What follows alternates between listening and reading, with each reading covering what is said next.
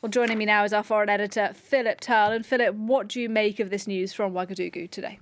Well, there's been a lot of confusing statements coming out over the past 24 hours. This has clarified things a little bit. It appears now that it is pretty certain that the government has asked or is asking France to withdraw its forces from Burkina Faso.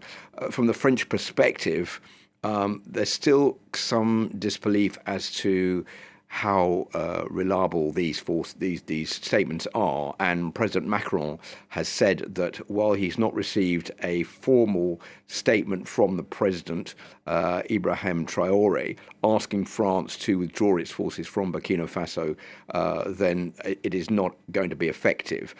This latest statement from the government saying that they do want France to withdraw their forces from Burkina Faso does more or less put an end, I think, to the defence accord that's been signed between the two countries.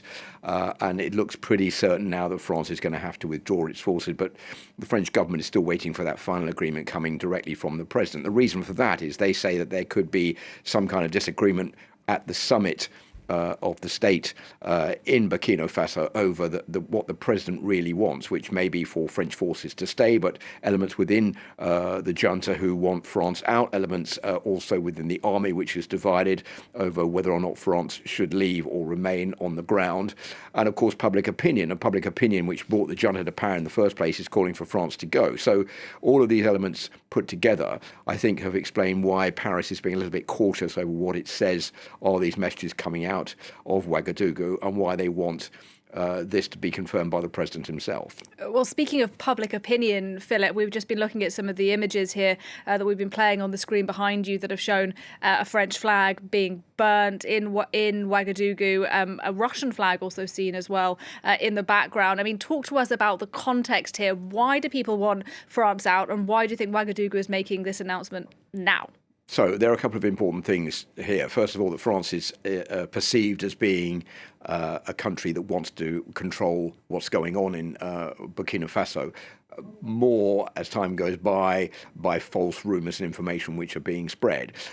And a lot of people are saying, well, look, France hasn't managed to get rid of the jihadists in this country. They've been in Burkina Faso for years. It's time for us to change policy, change tack, and try to bring in another group, the Wagner group, mercenaries from Russia. They will be able to do a better job than the French have done. And France being a formal colonial power, there's a lot of suspicion about what France's ultimate goal is within Burkina Faso.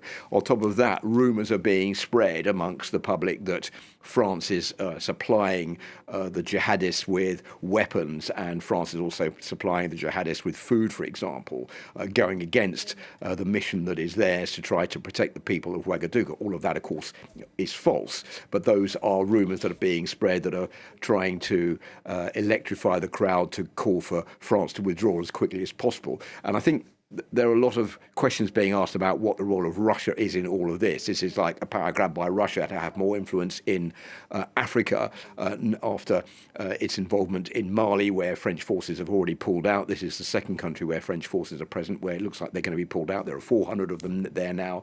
What is the role of Russia in spreading these rumours around Burkina Faso to try to force France out of the country so it can move its Wagner forces in there to take over the role that France was playing there in trying to stamp out all this jihadist activity? Philip Turle, thank you.